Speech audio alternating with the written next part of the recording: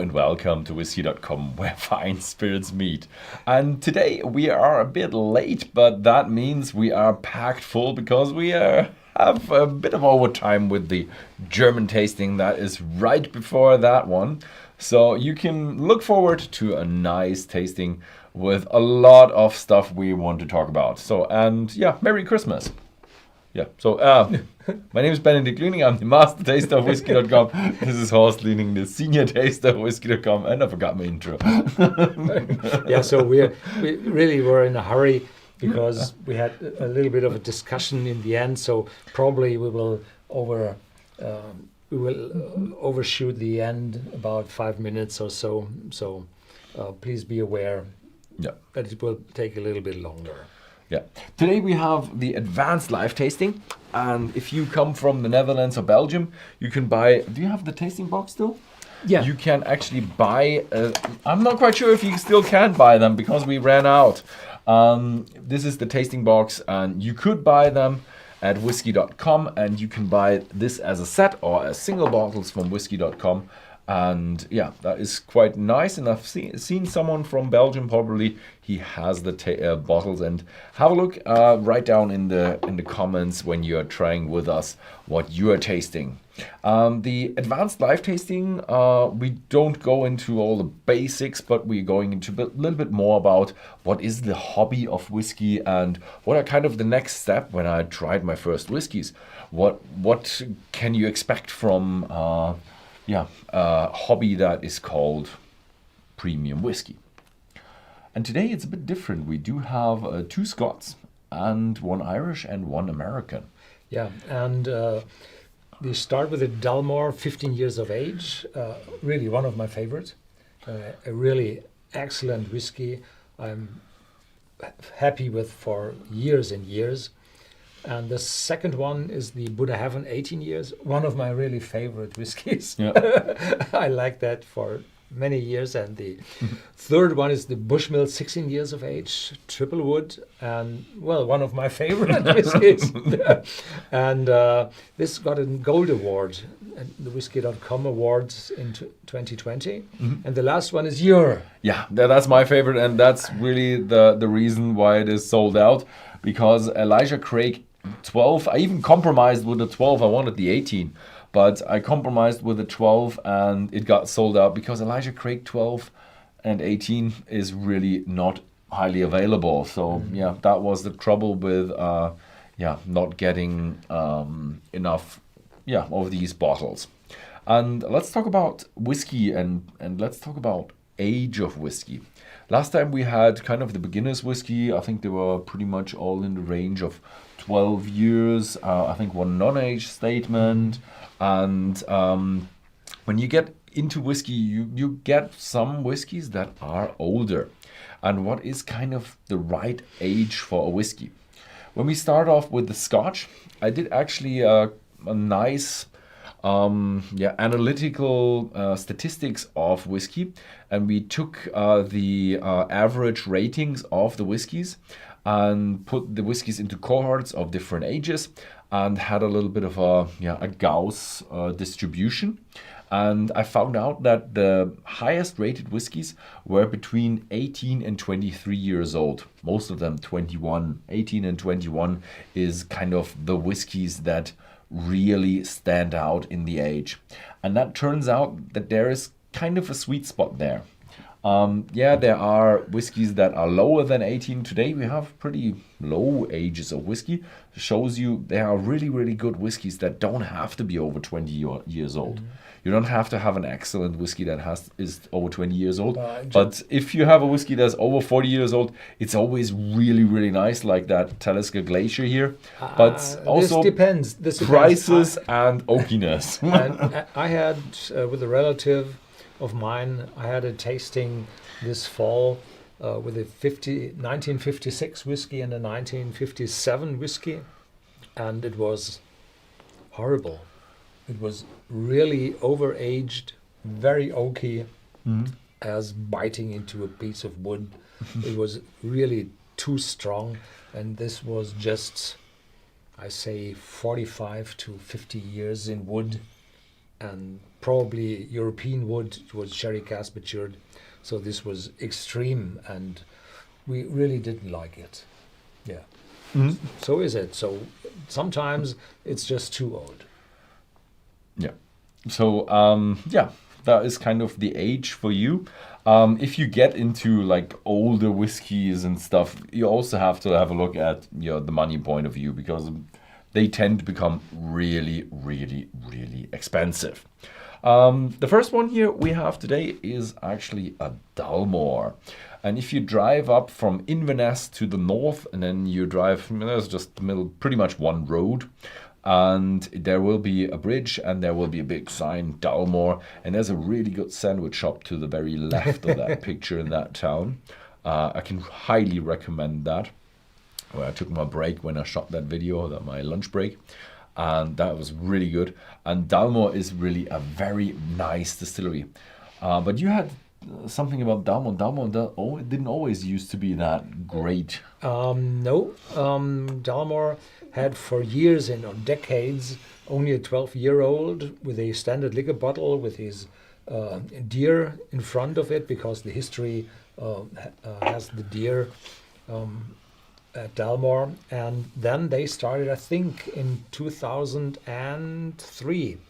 They started the new range with this special bottling or bottle kind of bottle, and they did more in terms of content, of cask maturation, of finishing, and then very fast they issued a 62-year-old whiskey, which was then the oldest whiskey available from Scotland, with a price of roughly $1 million or so. They just had a few of them, and so then they started their move to higher quality. And Richard Patterson, the master blender, blending inside a distillery from the different casks of that distillery, so all single malt of Richard Patterson, he brought with his professionalism, with his fun and joy, and his very kind personality, he brought the whiskey very much in front. So I like the 12-year-old, the 15-year-old is even better, and there's an 18-year-old, which is, from my point of view, a little bit over the top, because it's very smooth, quiet, elegant, and the 15-year-old is more demanding, because it has different casks to mature. They have 15 years in bourbon casks, and after that there's finishing periods in several different sherry casks from different bodegas, like Methusalem, Bias, and then some Oloroso sherry casks, some Amontillado, Palo Cortado casks. So there's a lot of different casks, and they are maturing that way, that they are then putting the 15-year-old in those different casks, and then later on they mix those casks, those finished casks, together, and they get this interesting, very complex whiskey out of that. Yeah. Yeah. Oh. So a high mixture of a lot of different sherries, and most of them sweet. And here we have a question: what makes Dalmore so expensive? It's relatively expensive compared to other brands. And the next one partly answers that. Dalmore has a ridiculous bottle. How much does the ornament add to the cost of the bottle? But be careful. Be careful. The ornament. There are different ones. This one is plastic. Yes, this is plastic, and the 12-year-old just has a print on, and the higher ones, they have a silvery, so it's metal with a silver coating on top of it. So I think this is typically comes from China, I suggest, and we'll add a euro or two to that bottle. Yeah, for plastic and printed on, it's cents. But it's in high demand and supply is low. that means, what do you want to say? That they can actually reach these prices. They want to add more distilling capacity there, so hopefully that means that prices will come down maybe a little. There's a very tiny still house, and the stills are packed in. Yeah. So, this is incredible. Yeah. Tight and hot. But it is nice to I think they do have visitors. Yeah, there's a tasting room on top of one of the buildings. This is extreme. It is very, very nice. You may have a tasting of about 500 pounds there. Yeah, you can spend all amounts of money there, but they have one thing that is very, very special. I have never seen anything. They have a beer well, like where from the washback you put it into a special container, and that is made of wood. So a beer well, like the Americans have. Yeah, like a container that charges, or I think they called it a wash charger. Yeah, That's the Scottish way to say that. Yeah. Oh yeah. Sherry. Yeah, a lot of different sherries. There's a sweet note on top of it, and there is cinnamon in it. Cinnamon is one of my very favorite spices, and not that cinnamon you find in sugary cinnamon additive to milk. No, this is cinnamon bark with a light, intense sharpness in the back, so there's some spices shown through. There's fruitiness, dark fruitiness, marmalade. Yeah. Yeah, it's, as you said, cinnamon. It's a nice mixture between a lot of sweet and creamy and fruity notes to it, but combined with a little bit of a spicy note, maybe a little bit of a cinnamon note, cardamom. We in the German one we had a few people who had something fresh also in there. Some people said menthol, some people said anise seed. Yeah. So Christopher Malloy says there's no reason why a bottle of Dalmore should cost any more than a bottle of Loch Lomond. Well, there is a reason. Loch Lomond has bigger stills, so they get to produce more. No, More there still. are buyers. Yeah. And supply and demand, that's Yeah. the kind for... But I'm really excited For the about price. what will happen to the price of Dalmore if they can produce more, because I think they really upped the price, because they just if they would have stayed the same, they would have sold out. Yeah. Yeah. So yeah, they can't charge that much, so they do. Cheers. Cheers.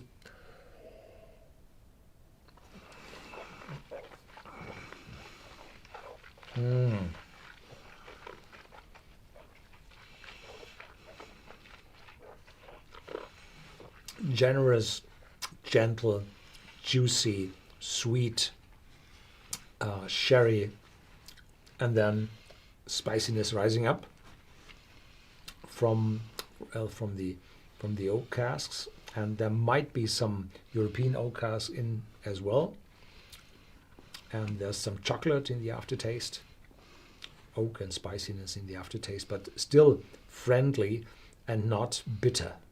No, still friendly. For 15 years of age, several whiskeys start to tend to bitterness. Not this one.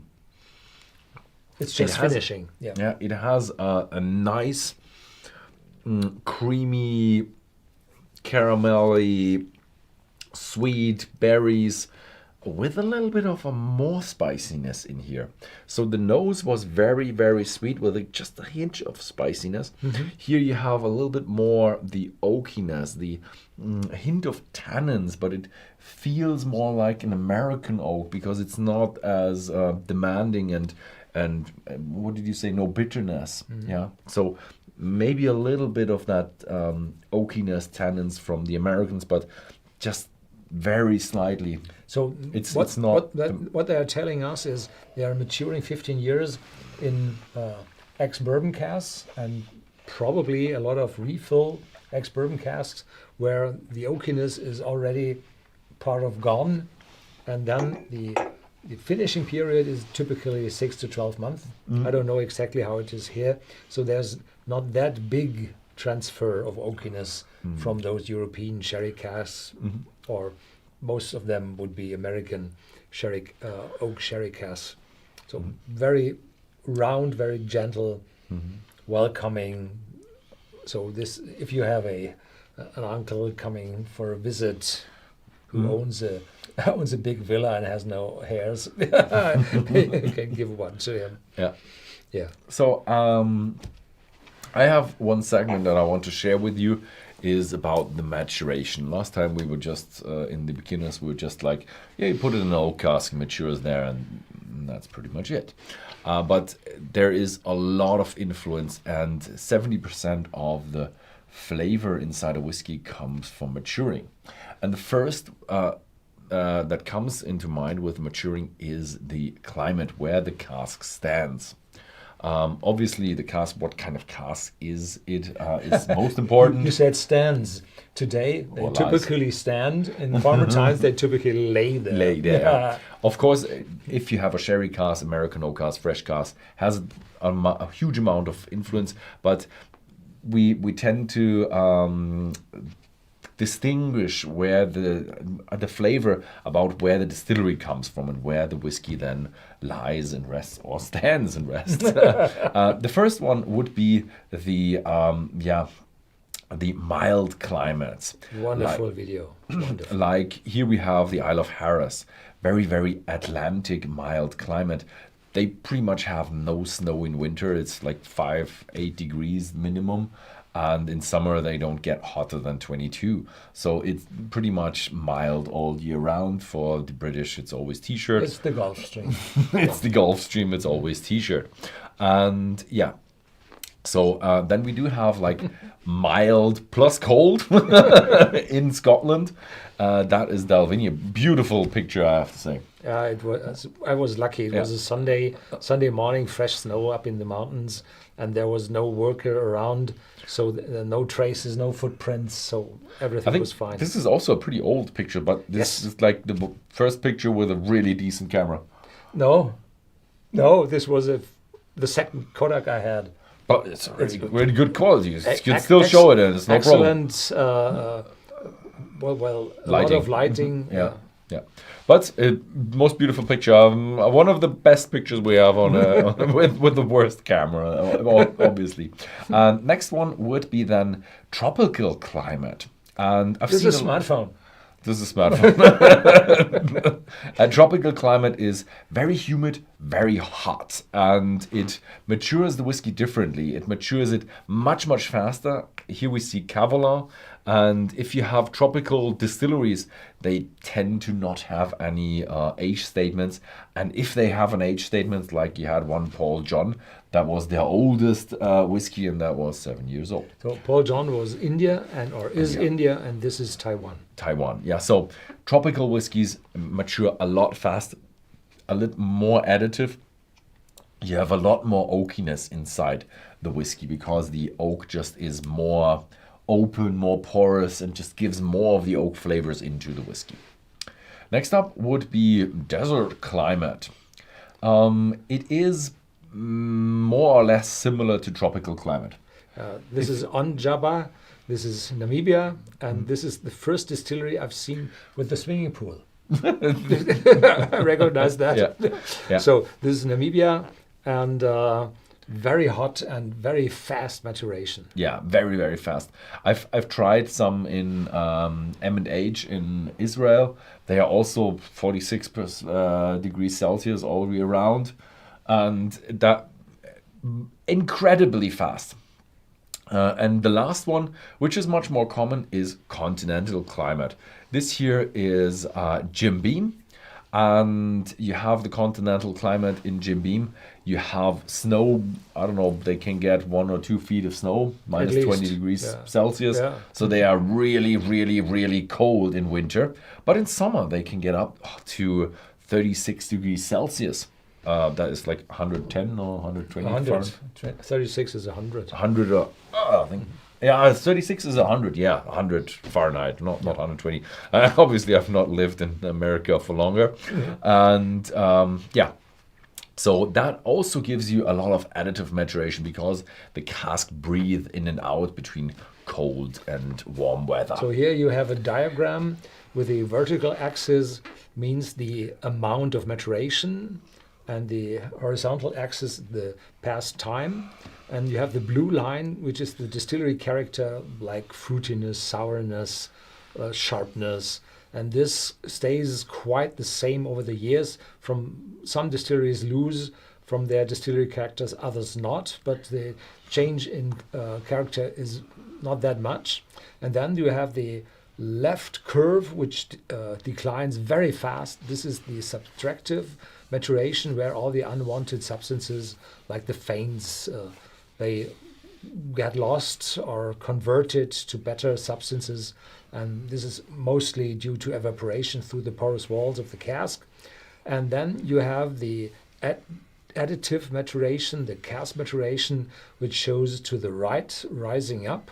And if you're lucky, you find the ideal state between cask maturation and distillery character in the very best spot for a given time. And this is when you have to or should bottle your whiskey. There are casks which are too intense, which let the maturation go very fast. Then you have to bottle earlier.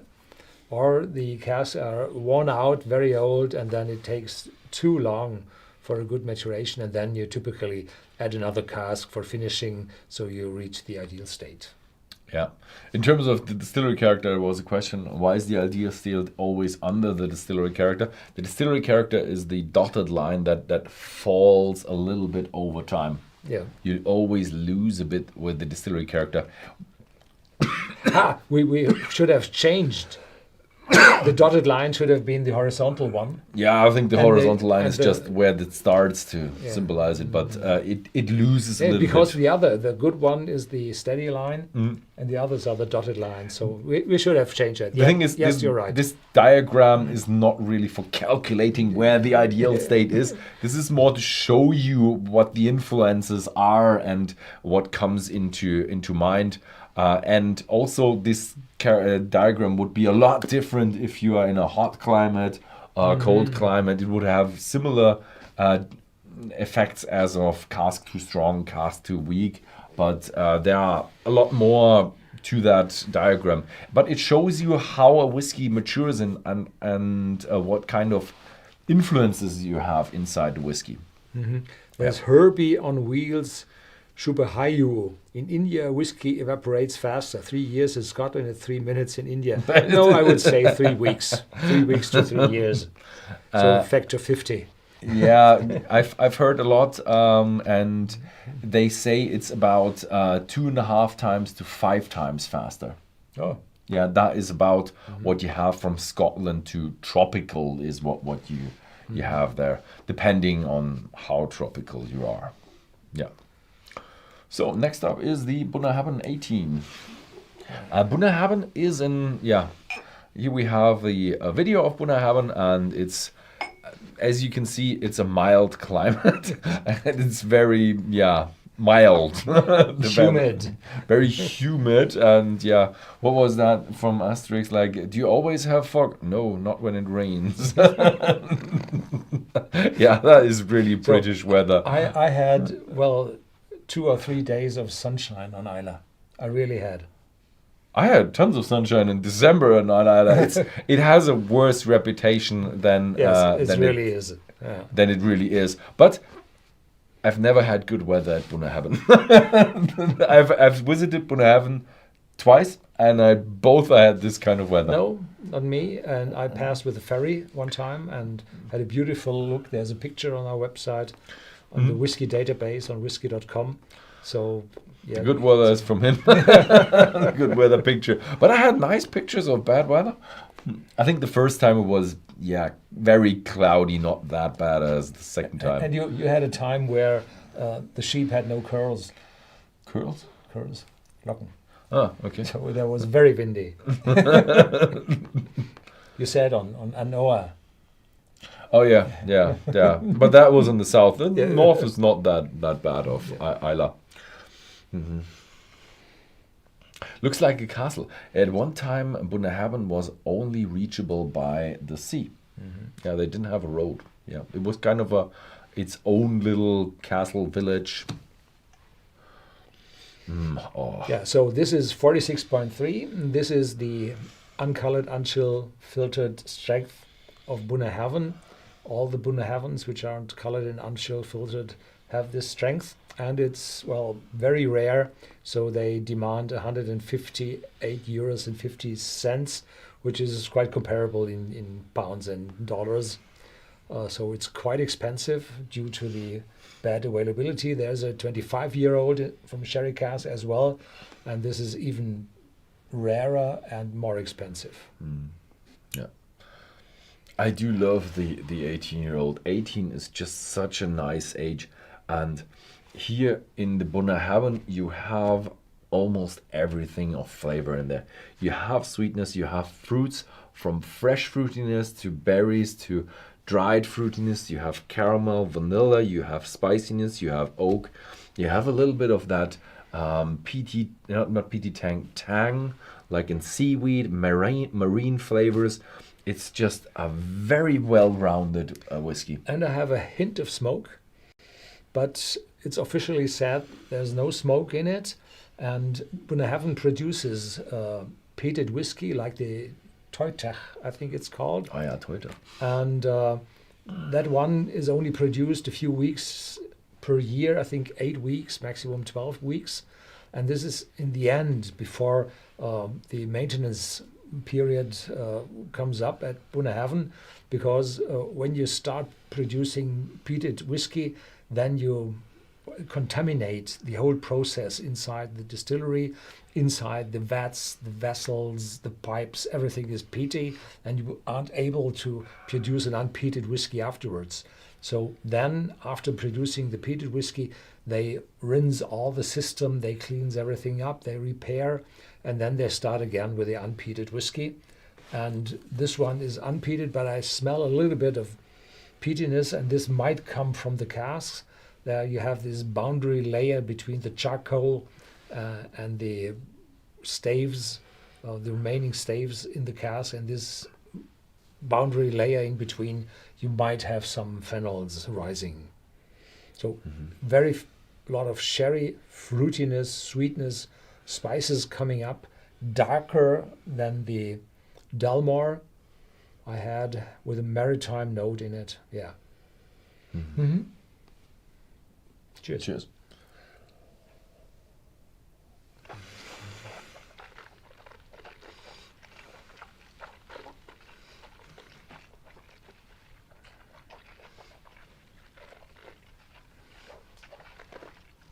You feel the 46%, 46.3 ABV in contrast to the Dalmore. So it's much more intense. There's more power pushing the whiskey into your tasting buds, on your tongue, on the roof of your mouth.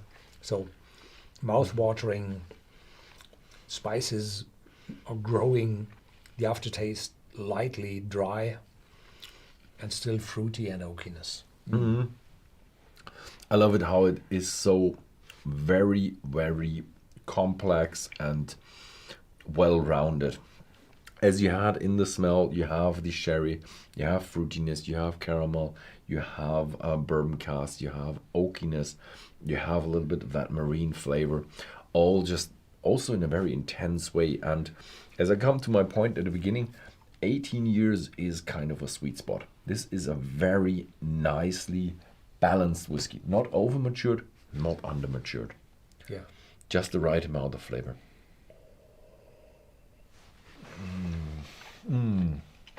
Rewarding, very intense. Someone just added, with a little water, it gets a freshness with a slight mushy cellar smell. Yeah, you can play it. It has 46.3% ABV. You can play a little with the water in there, and that gives you just interesting flavors and just much more complexity. Even you have much more stuff in that bottle as well. But there is more to whiskey than just us trying the whiskey, and it's actually also collecting whiskey. You can be a whiskey collector. Yeah, there are three types of whiskey collectors. First is a person who collects because he collects. He won't drink anything and he just collects like you're collecting stamps. And the second one is a collector who wants to savor that whiskey later. So he says, well, there's a new whiskey coming up and this is very, very good, and I don't want to miss it. I have to buy it now and collect it. And then they have dozens up to hundreds of whiskeys which they sometime will try to taste, but most of them are staying around, and he's happy to have that. And the third one is the collector who wants to earn money with that. So speculators buying whiskey bottles, and when a bottle won't rise in price, well, it's always a lot of liquidity, and 40% is guaranteed. So you're always able to taste it and have it. And then there is a dispute between 2 and 3. between 2 and 3, because the collector for earning money, so the price-sensitive collector, he buys the bottles from the market, and the connoisseur has less. And then he complains, they are buying those and don't drink it, and blah, blah, blah, blah.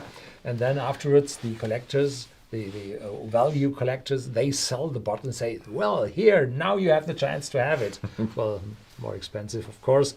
So those are 3 types of collectors. And in former times, you bought 3 bottles each.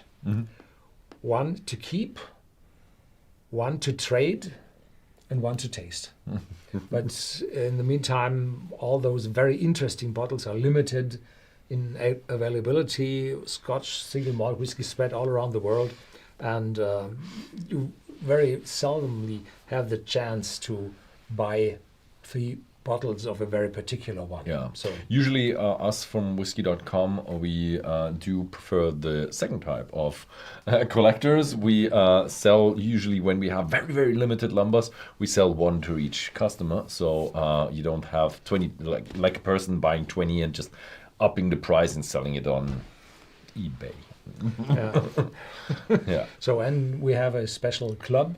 Yeah. And if the amount is very low, then we're just selling to the club. Yeah. And here are typical bottles that if you want to start a collection, what type of bottles are really good in a collection. These are the bottles from, first of all, really named distilleries, like the ones we have on our table, or here we have Glenfarclas, usually with an age statement. If you have bottles without an age statement, they're usually not that good for collecting, except for here we have the Supernova special editions from distilleries, and this is a very, very pricey one. I really loved the first Supernova, even though it was incredibly smoky. Yeah, 100 ppm. Yeah. The first which reached 100 ppm, and they had to invent a new procedure to add these phenols to the barley, because it won't stick to the corn. So they had to change. Yeah. And so now when you have a collection and you're, let's say, type 2 of the guys who actually enjoy the whiskey, how long does this whiskey stay good? How long can you really enjoy it before it goes bad? So there are bottles which they excavated from Antarctica. There was a dozen of McKinley whiskies down there, and they were still good. Yeah, So, I think it was, what was a ship from Mr. What was that? There was one expedition to the South Pole, and the Endeavour. The Endeavour, and the ship sunk, and they actually got a crate of I think 6 bottles. Close to 12. I Oh, think 12 maybe. A crate of 12, and 10 were left. Yeah, something like that. And yeah, they were still good. They were still good. They were still good. But if you have a bottle, you should actually put it in a dark place, Steady temperature, and not too moist. Too moist for keeping the labels. Yeah. But not too dry, because otherwise the cork will dry up and not But good. this is most not about the flavor of the whiskey. It's more about preserving the label, the cork, and everything around And the bottle. content as well, because otherwise, if the whiskey becomes warm, it will expand and then drive the air through the porous cork to the outside, and then becoming colder, it will suck in the air, and then you have fresh oxygen in it, and it will oxidize the compounds which make up the taste, and then the whiskey will change in character. So you would like to prevent that. So keeping temperature steady is one way, and then there is a plastic film called parafilm. It's from the chemistry laboratories It's very inert, won't give any taste to anything. So they use it for the special samples in the chemistry, which never may be contaminated. So parafilm, very good. And this is a plastic, and you can wrap it around the top of the bottle. And be careful if you have those caps, those old caps from metal, which are colored with paint. If you put the parafilm around that and you remove the parafilm, then the paint will come off. And this will reduce the price of expensive old bottles. If you want to just preserve the taste, then it's all right. Yep. So it will keep everything. If you're one of the value guys, then you probably have to do something else, Yeah. or not wrap it as hard, or is it No, always no, stick? the adhesive It always sticks. character of the parafilm, not that good. Yeah. But parafilm is also good when you have opened the bottle, and then you can wrap it and have it airtight so it doesn't oxidize as much. But there are also more ways of doing that, like you have argon gas or nitrogen gas, or you put marbles in it, so you have the liquid level rising higher, so you don't have that much surface area to oxidize, and there are tons of stuff. I heard from a guy who filled up because you have the air in it, and this leads to oxidization. And now, if you fill in marbles, then the level will rise until the bottle is full, and there's very little oxygen inside there. And then he took out the marbles, and he wanted to clean it up and cooked it into a casserole, and then he put it back again. And after some time, they broke apart, and you have all these glass inside the bottle. So be careful with marbles. Don't treat them very hard. Be careful about that. And the importance is, if you have the bottle half full, there's a lot of oxygen in it, and then you seal it up, then the oxygen will oxidize part of the whiskey, but then it's over. If you open it every week and smell it every week, and every week is new oxygen coming in with the air, then it's bad. But just one in and then parafilm around, no problem. Yeah. So next up is when you collect whiskeys is what is it? Fortified? No, what do you call them in English? Fälschungen? Fakes. Yeah, fakes. Fake bottles. whiskeys. And the thing is, if you don't want to buy fake whiskeys, then you buy from Whisky.com, because we don't buy any whiskeys that don't come from any official distributor or producer. So we if don't you want, buy collectors. Yeah, if you want to sell your collection, don't come to us. Yeah. Because we just don't. Because there on the used market, there are most of the fakes. And spotting fakes is pretty difficult. We are able to do it, not at 100% success rate, but we do know how the bottles look like. We do have old pictures and all that kind of stuff. But it is really hard, because the fakers out there are really good. They also do have a lot of these pictures, and they are really, really good. If you look at Rolex, there are fake producers which produce the inside of the Rolex. And you're very close to the original. So, and this is the same with the outside of bottles, because if you have a bottle, Macallan 1950, this is a value of about $59,000 dollars. Don't be afraid. This is a fake, and not it's not a fake. It's not a fake. It's a replica. It's a replica from Macallan themselves. It's an official one. Official label on it, but it's colored water in it, and this is for display purposes. So if a thief robs your vitrine, then nothing has gone.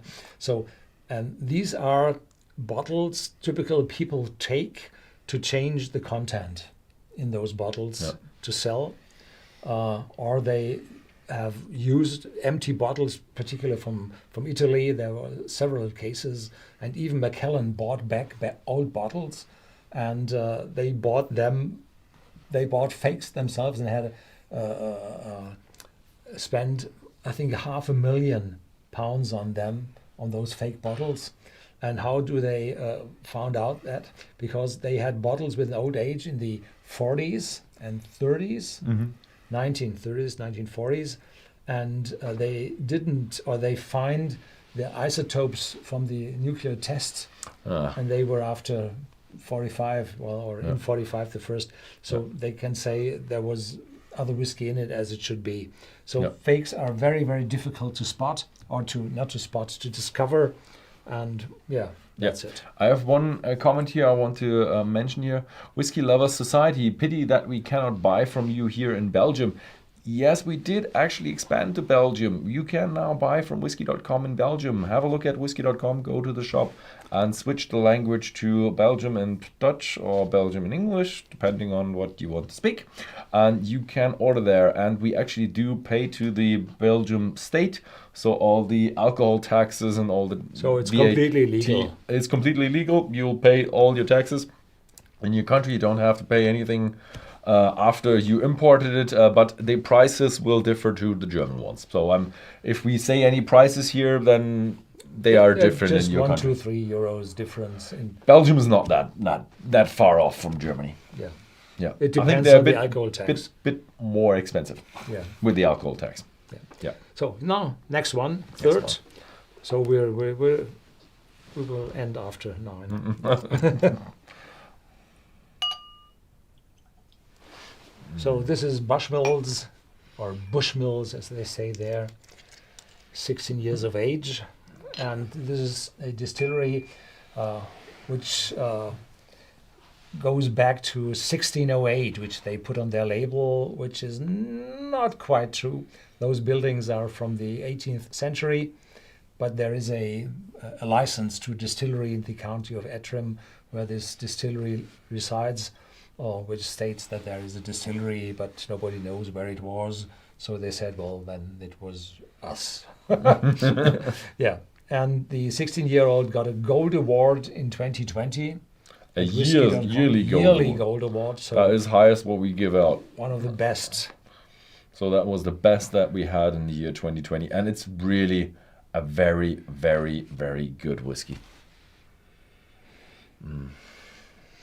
So the specialty of this one is it's a triple wood, it's called. It has ex-bourbon casks and then as well as sherry casks and port wine casks. And the distillation takes place in 3 pot stills. So the alcohol for the raw whiskey, the alcohol content is very high, close to 80%, I would say. So the smell of the alcohol is a little bit different to the Scottish ones. And the sherry and the port wine lies over it. And now the nuttiness is very dominant for me. Light oakiness coming up, sweetness. Yeah, I really love it because it's, again, a very, very masterfully blended whiskey. As in terms of you have complexity and everything in there. And it has sherry casks, really fruitiness, fresh fruitiness. We have, Sepp Blatter says, appley, pear note, probably from the distillery note. Distillery character is very round. Although I've never tried the new make from Bushmills, and hopefully I can try that at some point. But you also have nuttiness, as you mentioned, and you have sweetness to it. And I do love that it has port and sherry in it. It has just that amount of complexity is wonderful. So Antonio D says Bushmills 16 smells wonderfully, but tastes a bit thin. It's only 40% ABV. Well, that's right. But if you have the second sip and the third and the fourth sip, then the taste adds up, and the 40% ABV typically with most of the whiskies does not matter any longer. Mm-hmm. So, cheers. Cheers.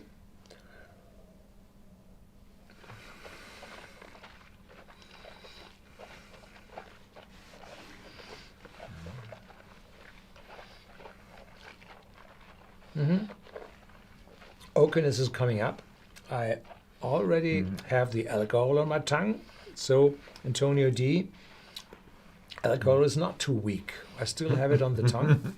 And it's nuttiness again, vanilla, sweetness, and it's very complex. And the sherry and port wine fruitiness lies overall. Long aftertaste with a little bit of oakiness and dark chocolate. A little bit. For me, I have pretty much no alcohol. And it is a typical Irishman. It has not that many edges or no edges. I think Bushmills does have a little bit of an edgy note to it, not as typically round as the other Irish. And it is wonderfully complex. And the cask choice and the duration of maturation is just very, very wonderfully done, with a little bit more of a chocolatey note now. Didn't have that in the first one. Yeah.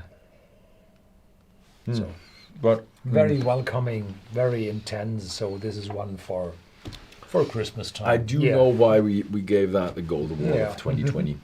That was definitely worth the time. And yeah, now let's talk a little bit about color of whiskey. Color of whiskey comes from the maturation. What kind of cask you're using, how long you matured in it, how big the cask was, the temperature during the maturation. You already talked about climate, and how the cask was actually treated. And let me show you a little bit how a cask is treated. And it's the burning of the cask that you see here. At Jack Daniel's in America, they actually do have it like on the conveyor belt, and there's a huge gas fire there where they actually char the oak. And what you do is you have one time you have the toasting, which is more of a mild heating of the cask to about, what did you say, 150 degrees Celsius? Because then the celluloses of the wood is cut into wood sugars, and those wood sugars would caramelize. If you put sugar in your pan and heat it up to caramelize it, then you need 150 degrees, and this is the same inside the wood of the cask.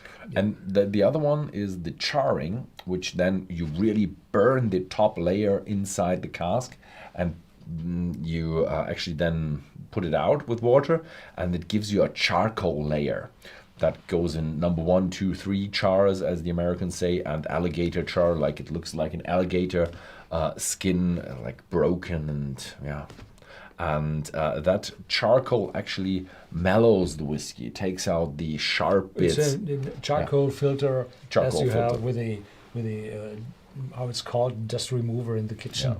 As the Tennessee whiskey, they do have another charcoal filtering of their whiskey, so that is the par excellence of the mildness, and that's kind of the reason why we do have the American whiskeys. They taste round, and that's pretty much their secret is big charring. Yeah. And next up is how does a whiskey become darker? And here you have a time lapse of a whiskey. I think it's 127 days or 228 days. It's half a year of maturing whiskey, and you can see it becomes darker a lot and fast. And what you can also see at the beginning, it's not uniform. At the bottom, you see it's becoming darker a lot faster, and there's something, at the bottom that is... It's density. Yeah. It's the density of the color from the staves, which drops to the bottom. And as you can see, I use the cask with a heavy toast and no char.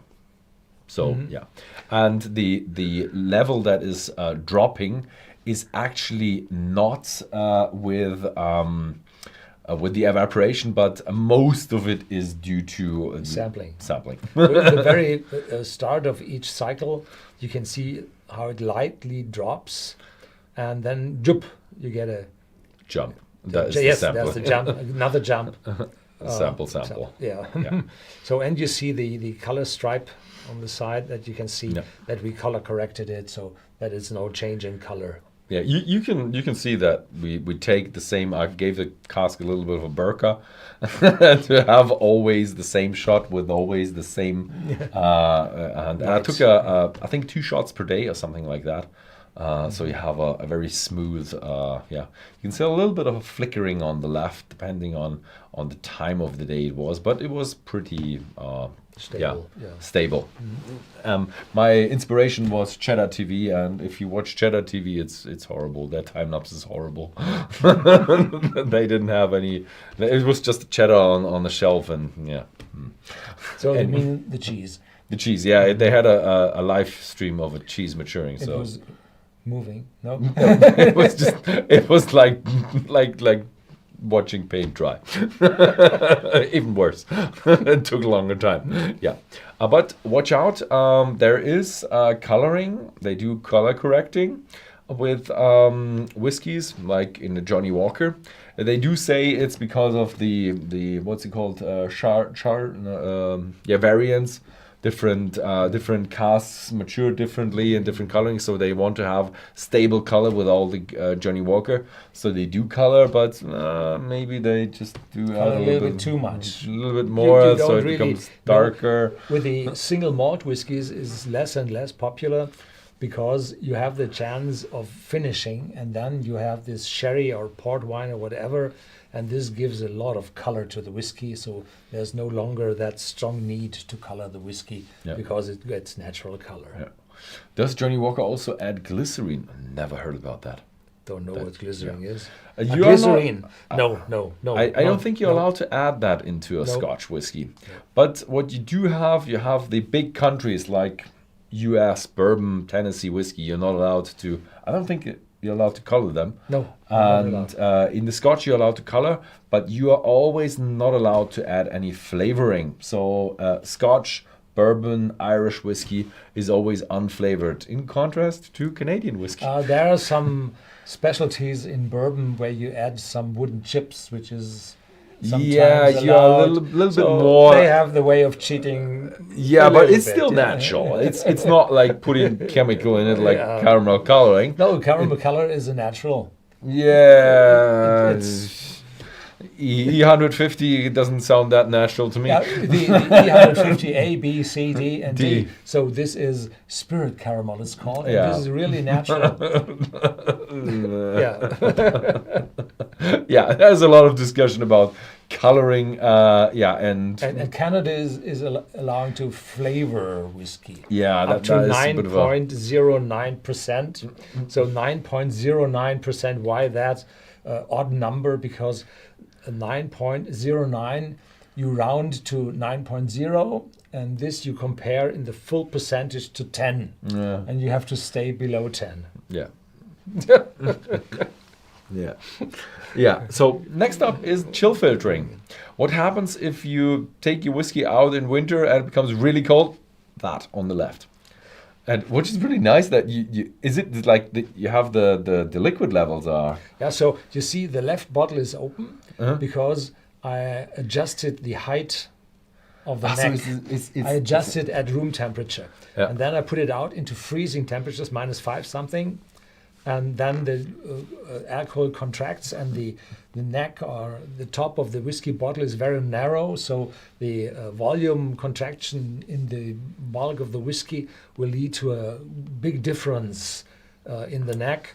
And then the picture I had to make very fast and to switch off or wipe off the water, because from the humidity from the room it adds. But you can see this is slightly cloudy, and these are substances in the whiskey which pack together if it's cold, and if it's too long, too cold, then they stick together and they stay cloudy, even getting warm again. So typically you cool the whiskey down to 0 or from 0 to -4 degrees centigrade, and then you put it through a filter, and then you get all those substances out of the whiskey. And then if the whiskey it get warm, you bottle it, you sell it, and if you put it on ice, then it won't turn cloudy. And this is a bit of a discussion between the people who want to sell to the mainstream and the really the whiskey is bad, it's cloudy. Yeah, it's cloudy. Yeah, that's why they want to chill filter it, and the whiskey connoisseurs want their raw whiskey, and they don't want it chill filtered. So this is a bit of a discussion between the people who want to sell to the mainstream and the malt heads who really want their raw whiskey. But you've done a scientific study about, what is it, 100 samples or 1,000 samples? 1,000 samples to 100 connoisseurs. Connoisseurs. And it was blind tasting, and every sample was sent out normally or chill filtered. I had a refrigerator, put the whiskey in, had my filtering system, and filtered. It was an awful lot of work. I would never do that again. And then I put it through the software and looked it up, and they tasted differently, but the quality doesn't change. So the quality is, well, there had been a very small change in quality with the whiskies not maturing in better casks. So if you have ex-bourbon or refill ex-bourbon casks, then quality rose with chill filtering, and with the sherry cask maturation and so on, the quality didn't change. But the other was very, very little change to the better, and this was probably the second part why they did that. First was it wouldn't look cloudy, and second was it was a little bit better in taste. Yeah, but that's and sorry to interrupt. Las Vegas said something, and this is, I think, a better explanation than I had with the 9.09%, the 1/11th rule. It's terrible, makes the world look down at Canadian whiskey. 1/11th. This is typically these fraction countries. 2/3 of an inch. I think it's the Americas. They do like their fractions. We do like the decimals. They like their fractions. So I was happy when the stock exchange changed to decimals in New York. So I think now it's time for the next one. And the next one is an Elijah Craig. That is a Heaven Hill whiskey. Heaven Hill is a Kentucky straight whiskey distillery, and here you can see their warehouses. But there is a big event at Heaven Hill, and that was 1996. I think it was national news, and that's when national disaster. And that's 7 warehouses of Heaven Hill burned down. And I think you've been there, and this was a VHS tape of and you take a photograph. And they had workings going on, welding, I think, in one of the warehouses, and that took fire. And that day they had 60 miles of wind, so 90 kilometers per hour. That is really fast. And really fast, and the flames went over to the next one and spread to the next one, and then the cask blew up, and the burning whiskey was running down the street. And you see from the middle on the right-hand side, the diagonal down to the bottom. This is the street where the water runs down, and there was tarmac on the street, and it was burned when we reached there, looked it up, and then it went into the distillery where they see those 3 poles on there, and then the distillery burned. And the water, the burning whiskey ran into the creek and was visible burning several miles down the creek. It was a disaster. It was horrible. Yeah, that's why the distillery of Heaven Hill, they didn't went bankrupt. Heaven Hill was huge, and they actually bought the Bernheim distillery within Louisville. So nowadays the stuff from Heaven Hill is made at the Bernheim distillery, which belongs to Louisville, and then they ship it down to Louisville, not to Louisville, to what's it, Bardstown? Bardstown, where they still have their warehouses, and there it is matured and also bottled and shipped. I would like to have a question to the Whiskey Reaper, which always shows the stars and stripes here in full banner. How it's called? Is it Elijah or Elijah? I think it's Elijah Craig. I think I heard Elijah. Elijah? It's probably tomato. So, do you have water? It's very strong. Yeah, it's a cask strength. Alcohol in it. And the price of this one, 12-year-old, rose a bit. Think of an actor name. I have to search it up. Yeah. Is it Elijah Wood? But he's called Elijah. Elijah, but I'm not quite sure if it's Elijah or Elijah. No. Isn't it a biblical name as well? Yeah, of course. And Jewish, I think. Yeah, the one from The Hobbit. Yeah. And it's not The Hobbit, it's the one from Lord of the Rings. The Hobbit from Lord of the Rings, not The Hobbit, the Elijah. Elijah. Yeah.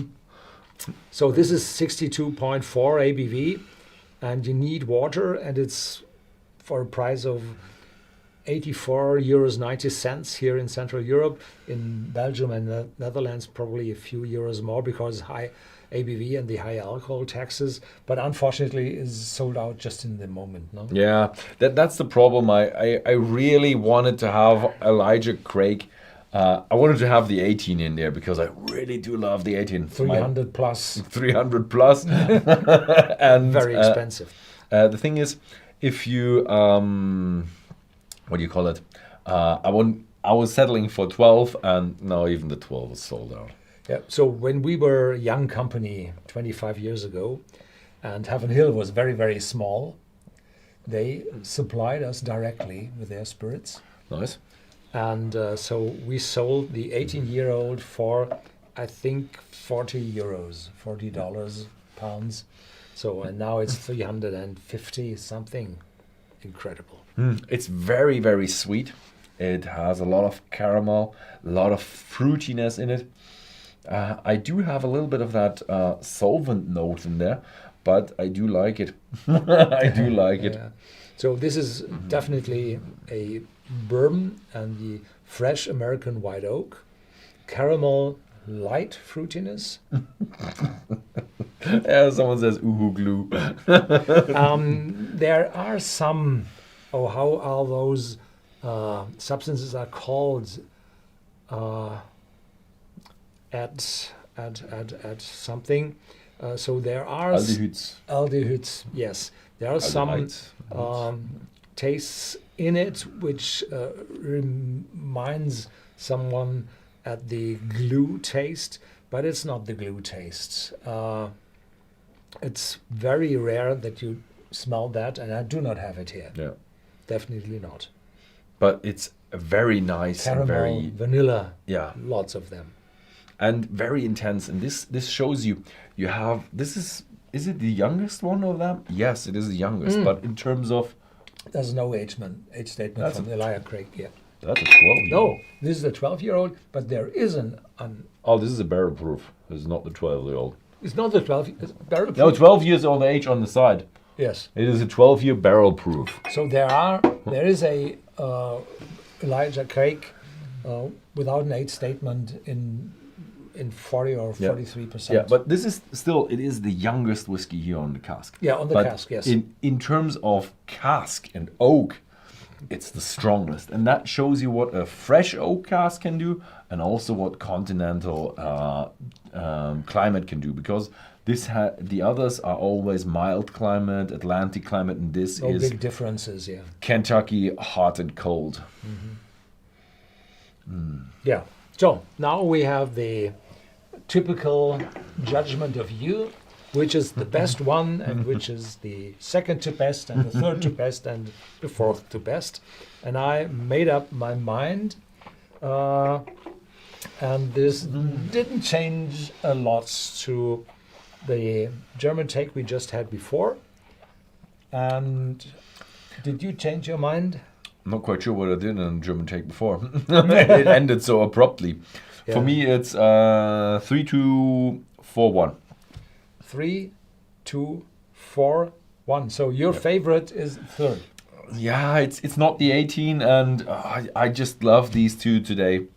I was just usually I'm more in the mood of something raw, and I do love the Elijah Craig. It's just such an American spirit, nicely done, high quality. But today I was more in the mood of something balanced, something scotchy. So I had the Bunnahabhain first because it's so intense and massive. Then the very elegant and gentle Dalmore. Then the Bushmills 16 years of age, probably because it has only 40% ABV, but the 15 years old Dalmore as well. Probably the 3 times distillation to a weaker alcohol. And the third is the ex-bourbon, which is really nice, but I'm not that fan of bourbon. And the visitors will know that I typically leave the bourbons to you. I had last year, I think I had 1 or 2 when you were on vacations or on videotakes. Yeah. Yeah. So it looks like the people really do love the Bunnahabhain 18-year-old. Yeah, they really did love that, and it was really great. And I'm surprised that not that many people like the Bushmills. And yeah, probably more Americans also in here. They like the Elijah Craig. Oh no, Elijah Craig is rising even. Tied, nearly tied with nearly the best. Yeah, the trolls are in. The trolls are in. Yeah, so, but this time I really didn't go for like old. I think last time we had the expert tasting, we had like a 30-year-old grain whiskey and stuff. This time I really went more for the taste and a little bit more internationality. Yeah. So really good ones. If you place the Elijah Craig between some other whiskies, it will definitely point out. Yeah, it will stand out because it's a great whiskey. But yeah, it rose quite a lot in price. If you say it was like the 18-year-olds was like 30-40 bucks or something, 40, yeah. It's just amazing. Would be amazing today. That was just yeah. So next live tasting will be with Ian Forsyth on the 17th of January, and that will be Glencadam. And if you can speak German, the next live tasting will be tomorrow because I'm going to do a rum tasting. You can put down in the comments of the video if you'd like to see a rum tasting with me anytime soon, maybe next year. And yeah, so do you have anything else? No. So fine. Thank you very much for watching and see you next time.